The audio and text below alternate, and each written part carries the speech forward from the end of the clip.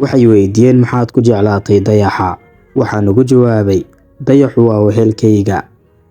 Waxaan fadhiistaa halkii uu aabbahay fadhiisan jiray si aan u daawado bilcoonaantiisa. Iftiinkiisuna aan ugu daarto awoodahayga daahsoon.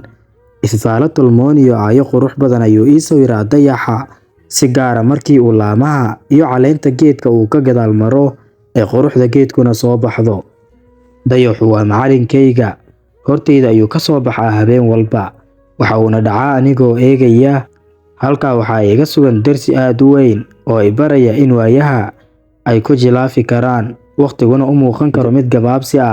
Balse si kastaba ay muhiim tahay inaad dib u soo dhalatid oo aad baraarujisid awoodahaaga, aadna u muuqatid iftiin dhalaalaya iyo kaah la eegto oo dadka noloshooda u qurxiya, ayaamahana u wanaajiya. Yaanba laguu mahadceline.